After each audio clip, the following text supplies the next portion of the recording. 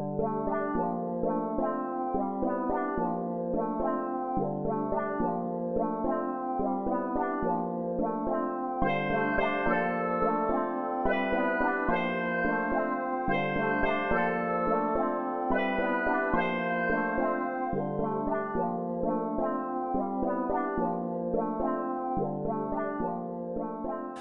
there, and welcome back to Triplicate, and moving on with our still unnamed radical synthesizer, and we're going to continue to look at the sound generation system. Now we're trying to make something that oscillates when driven by a steady input, and we did manage successfully to model a neon oscillator using a sort of little cart going up and down a hill model, but we found that this is not really very stable and controllable. What we actually need is something that naturally oscillates, so it will hold a constant frequency, and for that, for our model, I have a beer bottle which I emptied a few days ago just to prove my total dedication to the channel. And we are going to look at how, well, we're not going to try and model this. I keep reiterating, we're not trying to build a model of any system, we're just trying to use this to give us an idea of how to build an oscillator. So we're going to model blowing across a bottle. Okay, so a beer bottle is basically a Helmholtz resonator, which was used back in the day as a kind of simple spectrum analyzer in the day before they had electronic spectrum analyzers. Now what a Helmholtz resonator is basically a bottle, but you have a spherical I don't know, vessel with a volume V and a usually cylindrical neck with a cross-sectional area A and length L, and what is happening here is the air in here is acting like a plug with a mass M, and it's compressing and expanding the air in the main vessel, which is acting like a spring. So what we essentially have is a mass on a spring, which is our state variable filter, our resonator, our resonant filter. So that will resonate and at a specific frequency, which we can, certainly in a computer model, easily tune. If sailors have them, where there's actually a pipe here with a piston in, and they can move the piston up and down to change the volume of this and hence the frequency. I believe so. If we get our beer bottle and stick the thumb in it and go, well, you can hear it, that was better, resonating briefly, as though we've just pushed what we're effectively doing is pushing the mass and letting it resonate until the damping in the system kills the oscillation. We've been through all that. So just looking at the neck of our bottle, what happens is we're blowing the air across and we're getting the same effect as we do with the recorder. Look at the recorder. So when the mass is going down, the air is going in, and then when the mass stops, it flips states and the air is going over and away. So that is our flip state.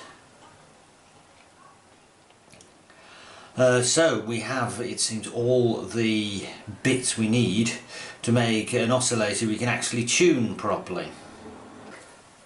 So in the previous video we looked at our little cart going up and down a hill.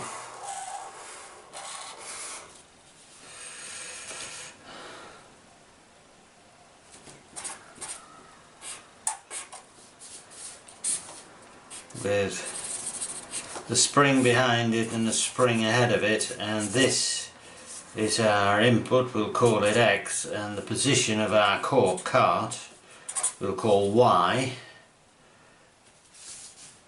And we found that what happened is, if this is X and this is Y, as we increase X, Y stays low. Y will increase to there till it gets there. We will go up the hill. Can you see that? Until it gets to the top of the hill and jumps off the hill, and it shoots up to a higher value and carries on. That's going up.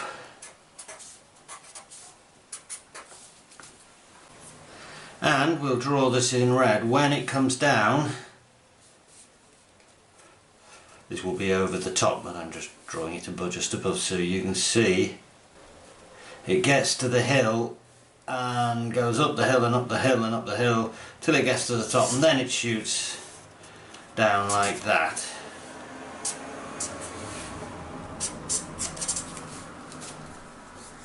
And I have played off camera with this system, trying to be able to set it to give that characteristic and being able to set these flip points accurately. And it's not easy.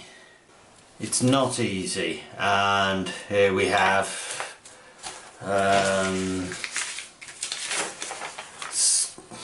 scribblings and more scribblings and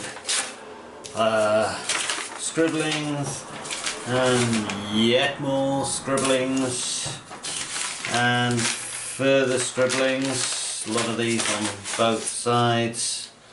One or two of them on the back of my wedding speech, I noticed, and yep, more scribblings.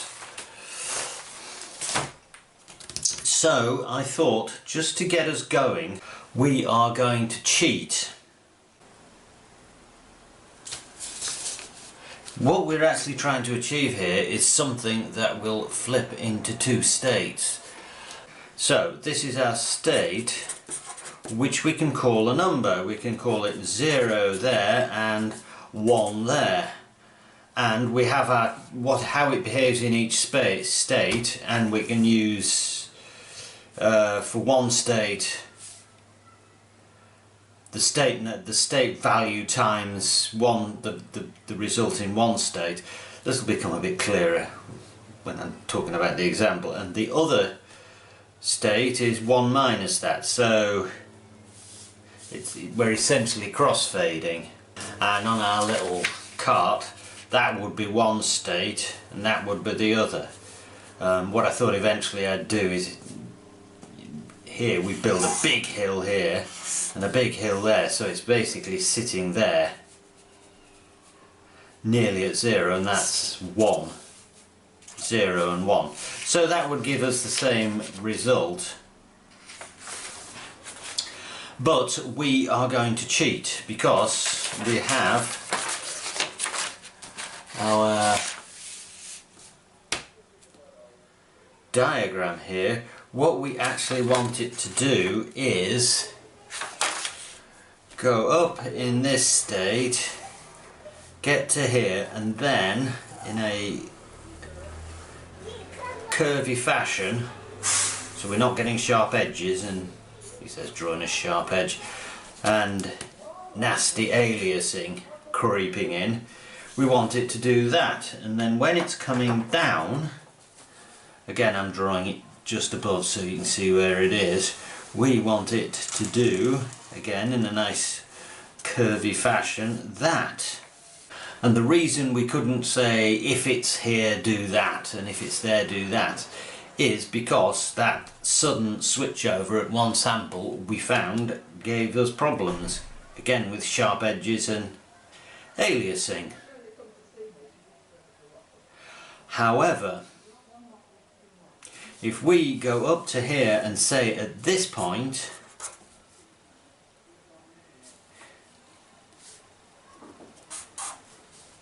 if x is greater than this value, we'll call this f2. If x is greater than f2,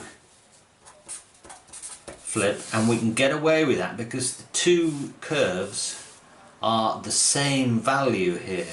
Similarly, at f1, if x is less than f1, flip, because we're flipping between two curves that at these points are the same values, so it won't change, so we will get no hard sudden edge. So this is a bit easier to implement, bearing in mind this is half a cosine, so it'll be nice and smooth, than the old cart where we had to put some kind of a filter in, because when it gets to here it will shoot down here suddenly. And we will go back to this and just compare, see if this produces a nicer, more musical, more interesting sounding result than this thing. So let's implement one of these and see what we get. Okay, so looking at it, of course this is not going to do what we want it to do.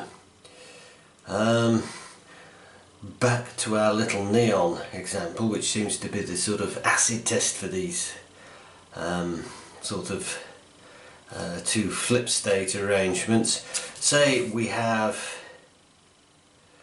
the voltage across our component here. Let's just draw it out quickly.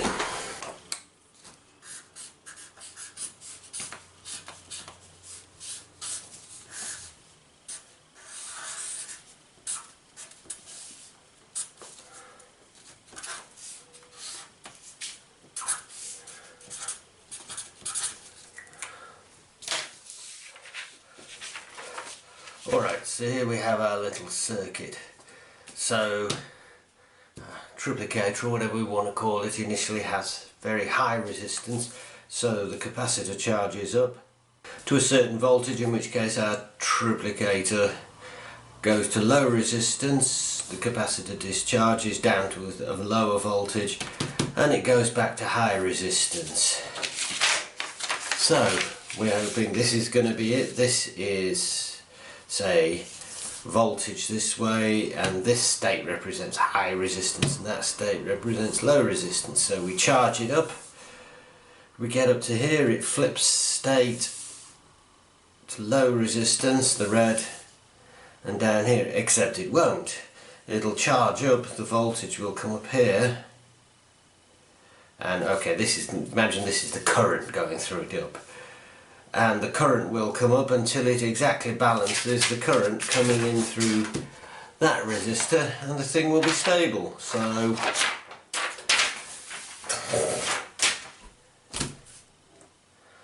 that one's no good. Okay, back to our little hill. So after many hours scribbling and thinking about it, more pages full of scribbles, I thought about my hill and was almost drawn it here. High at the sides, lump in the middle, high at the side. Does that to you look like a x to the 4 minus x squared curve? Well, after some considerable thinking about it, it looked like that to me. And what sort of put me off this as well is it's a bit clunky, having to say, are we in this section? If we're in this section, we're using this quarter cosine wave, and similarly flat this section, quarter cosine wave. it's a bit clunky. Can we come up with something simpler? Our hill becomes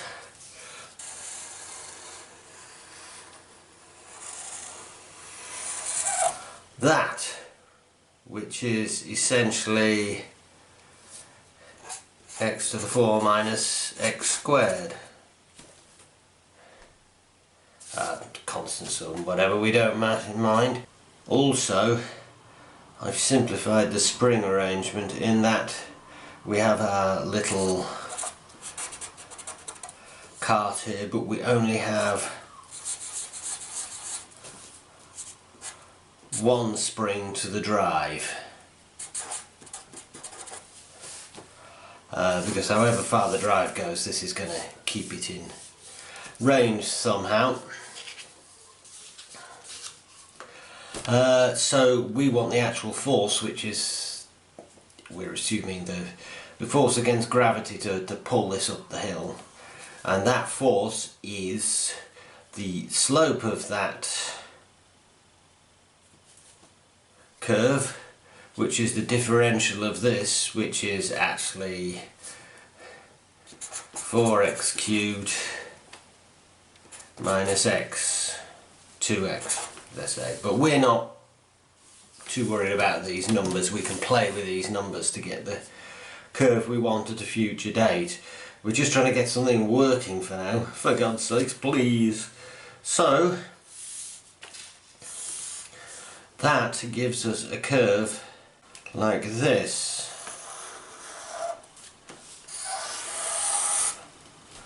Not very well drawn, but there you go. So that is the force on our little cart. So shall we just have a look how we implement that?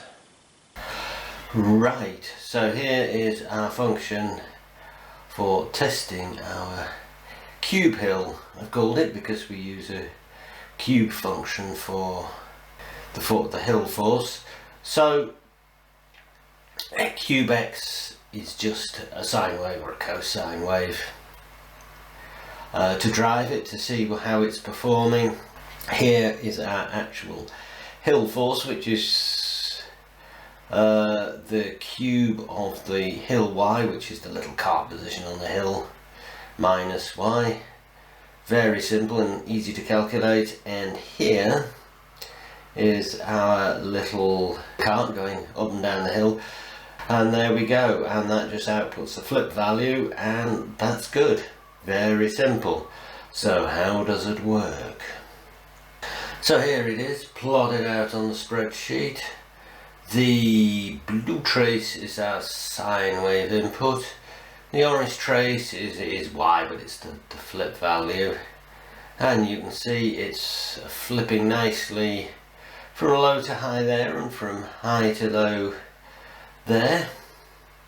And the yellow is the actual hill force, which for now I guess we're not going to get into.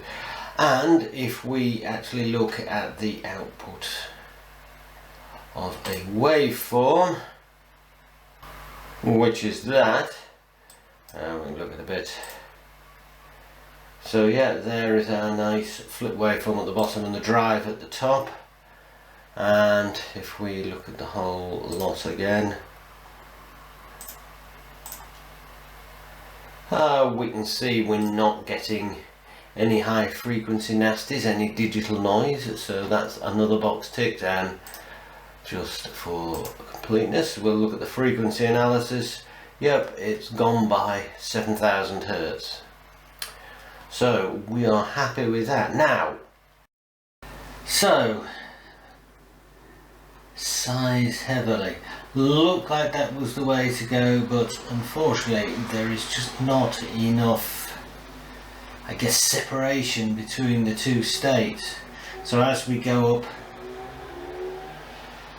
the side of, I suppose, the central hump here, it's just too near linear, I suppose. So here we can see, although, okay, the brown is the flip value, the green is the if you like, cube triplicator current, and the yellow is the resistor current into the capacitor, and the flip should flip up to 1, and it just isn't getting there. It's just leaking enough current.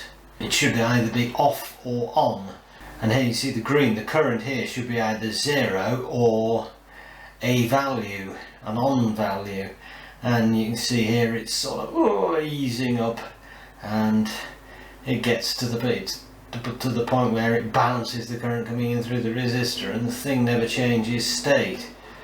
So what do? I think we're back round in a huge circle back to our original hill. Okay, so full circle, we're back to this guy with these bits at the end. So what we have now is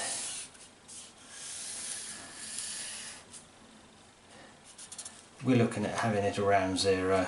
We can offset to where we want. Basically,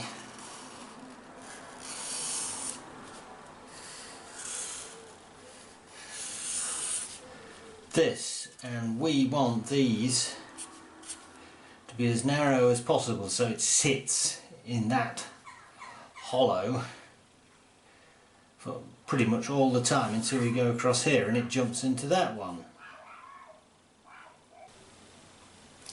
And we have our little, just draw it, a ball for our cart, and we have again just the one spring to the drive. So we've taken that off our unsuccessful cube iteration. So the actual force we want will look like this.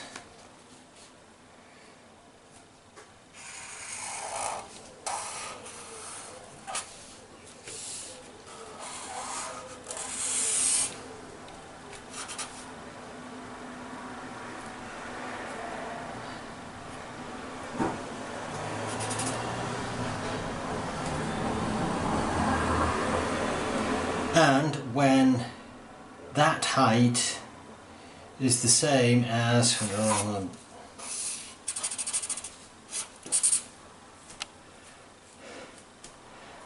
ball, as it were, on the top of there, and when that height is the same as that force, it will then flip and go all the way to here. So if we arrange for that drive point to be in this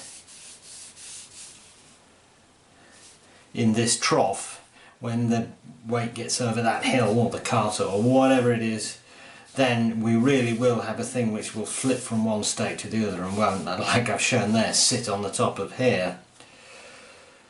Okay, so here is a sine wave driving the latest version of our flip engine, and fingers crossed you can see it sort of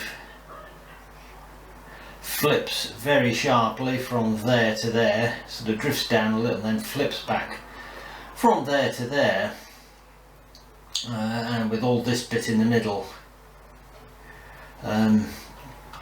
doesn't occur. So hopefully that will work for us. So if we look how that works, that's doing what we want. So VC is here, the blue, and the orange is the flip. So you can see it's charging up, it's flipping, it's discharging, it's flipping, it's charging up, it's discharging.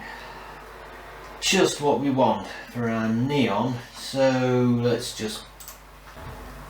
Okay, so here is our waveform. Let's give it a listen.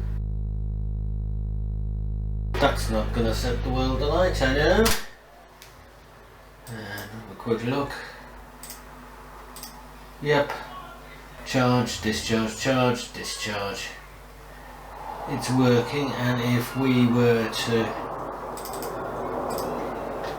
ignore the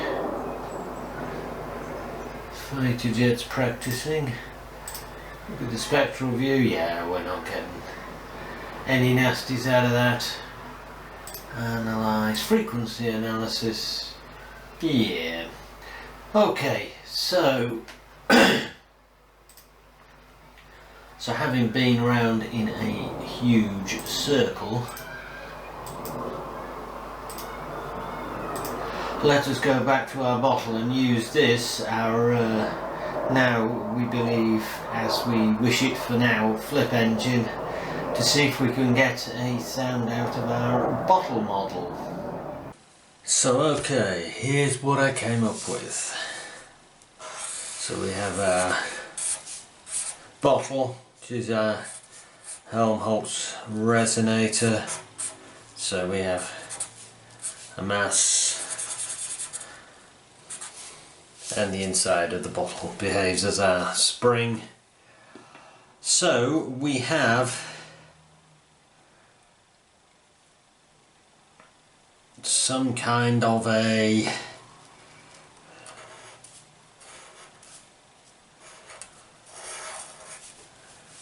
valve, and that's where we're blowing in, and the flip is this. So we're blowing in, the force is down, and then it flips over. Draw it in red. So it's sort of doing that now and letting the air out. And how do we drive the flip? Well, I went round and round the houses, and well, there's the Y position of the mass and there's the velocity of the mass, and I sort of fed those in and tried combinations and what have you, and went round and round for some considerable time and just could not get it to work as we want it to work.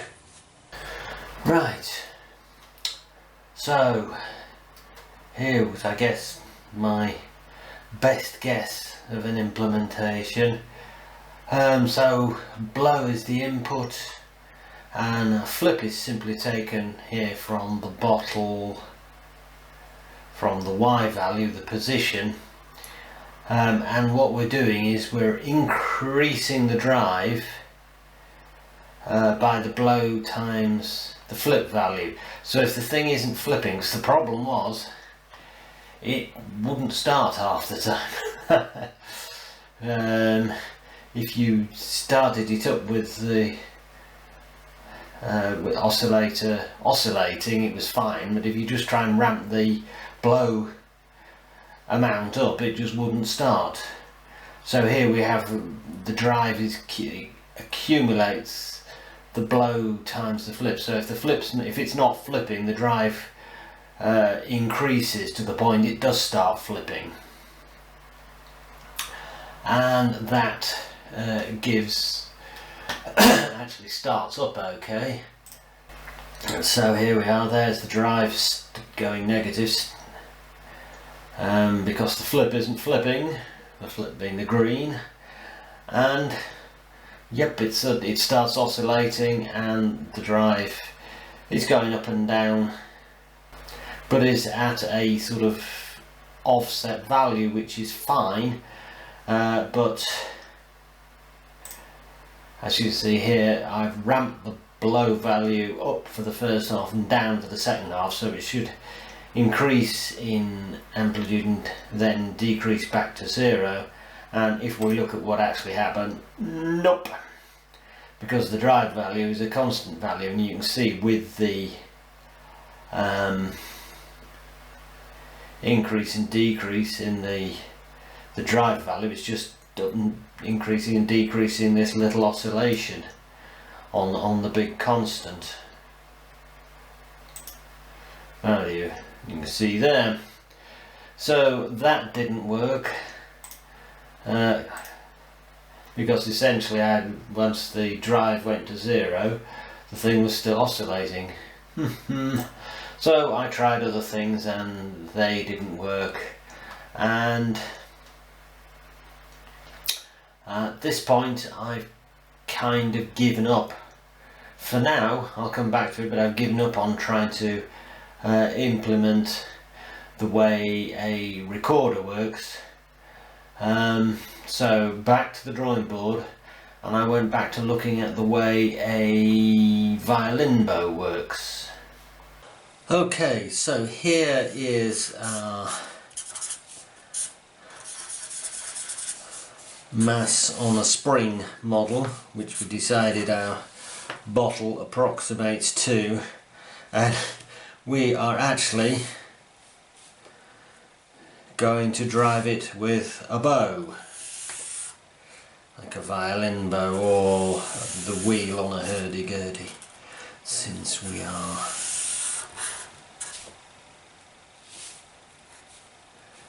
interested in hurdy-gurdies. So this is travelling at a constant speed v bow, and this of course is travelling at v, the velocity. Now the way a violin bow works is there is a lot of force, there's a lot of pull on the mass by the bow when it's in stiction mode, that is when the string on a violin is stuck to the bow, and then it reaches a certain force and it's released, the stiction breaks, and it's a lot less force between the bow and the mass, which is friction, normal friction. So let us just look at that. So that is the force, and this is V bow minus V. So when there is the bow and the mass are moving at the same speed, there's a lot of force, and when the speed is different, there's, well, I've put it no force for now, and basically we do our cosine curve for the force, and no flip states or anything. That's all we need to do. So I've just been trying to overcomplicate things, I think, for several weeks, which is how long this video is taken to make. So shall we implement that and see what happens? Okay, very quick look at what we're doing. We're ramping the bow speed, which is just bow up from 0 to a maximum and back down to 0, and we're making a bow drive amount, a force relative to the difference between the bow speed and the bottle speed, the actual mass on a spring mass speed, bottle V. And the bow drive, quite simply, is between bow hill width minus bow hill width and plus bow hill width, is just a cosine curve as I drew in the picture. So what does that do? So here we are. So the bow velocity is the yellow curve, which is pretty constant over over 1 and a bit cycles we're looking at here. And the orange is the bottle velocity, and the blue is the bottle position, and the green is the delta V, the difference between the bow velocity and the bottle velocity, from which we're calculating our force, and that is the green curve, and the, I guess, brown curve is the actual force. So here we can see the bottle velocity drops towards the bow velocity and the force goes up, so here the bow is pushing the mass of the mass on a spring. Sorry, my terminology is vague. and yes, we can see, so here on the Y, on the position, that's almost a straight line as it's going in linearly with the bow. Okay, and then here the spring force overcomes the drive force and pulls the mass away from the bow, and the force drops to zero, and all the way along here it's just freewheeling, because the way I've made it, there's no force between the bow and the stroke of the bottle when it's not in stiction mode. So let's have a look at what we get. Let's play this.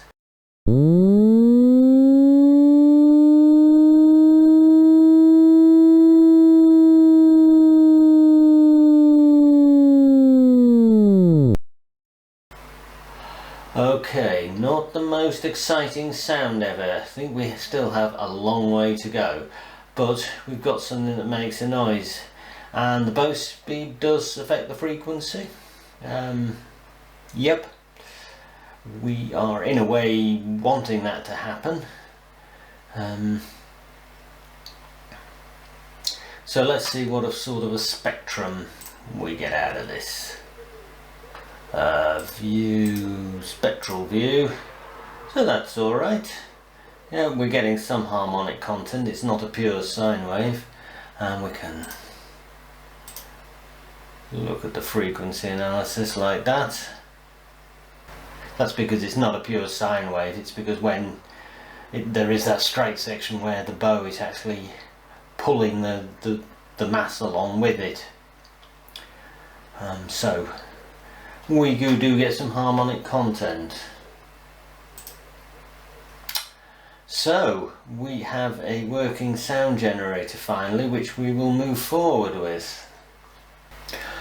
Okay, so I ran that program through with different values for the frequency and the length a number of times to get a number of notes, and this was the result. So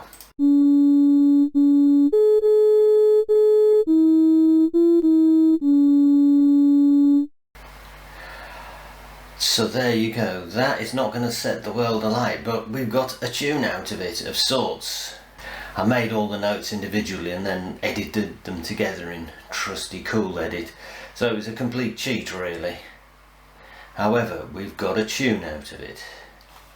Okay, so this video I've edited pretty heavily, and it actually represents about 2.5 weeks work on and off. And at this point I'd like to just sort of say a few words about the dreaded phrase research and development, which is basically what I've done all my working life, and the fact that research is what we've been doing in this video. And in research you can ask a question, is this going to work, and the answer may well be no. Which it was with our flip engine, which I'm sure I will come back to. Whereas development is okay, let's take this knowledge we have and apply it in steps 1, 2, 3, and we will get to a result that we know we can get to. And I've been caught out in my working life by confusing the two and having the boss ring me up saying, where is it? You said this would be finished by now, and I'm going, can't get it to work at the minute. I'm still working on it. And this video, I guess, is just mostly me trying to give a feel of that process of going round in circles and eventually kind of going back to the start and having the light bulb moment and getting where we want to go. And I know it doesn't sound particularly brilliant as it is, but I'm sort of confident we can improve it and still produce a good instrument out of the end. However, after, as I say, 2.5 weeks of slaving away at it, well, I did break off to make a couple of little videos in the meantime, I'm going to have a break from it. The advantage of being retired is that nobody's looking over my shoulder wanting stuff yesterday. But when we reconvene, I'm going to take that engine and we are going to try and put our user interface that we've built and got working together with that and make a very basic instrument, because I did it with the mean green, sort of just sequencing up little sounds, just doesn't give a feel of what it's like to play. So it's going to evolve as something that plays, even if it doesn't play very well and doesn't make a good sound. How it plays and the sound it makes will evolve together. And finally, since we're making a musical instrument, as we go along we're going to try and make some music with it, and sort of my first inclination is always to try and compose a little piece around any sound I've got. But I thought with this we'd sort of adopt Scarborough Fair as a little sort of theme tune for the project, because it's quite an expressive piece which suits to trying to build an instrument that's expressive rather than just pressing a key and going beep. And I like the tune, so there you go. Not to say I won't write some music around it once it's going a bit better, but we're going to use Scarborough Fair because it's easy. It takes an unknown out. It's a known tune that we're trying to make sound nice. So that is finally it for this video. So I'm going to take my leave for now, and I'll see you on the next one, which will be about something different. So from Triplicate, it's goodbye for now.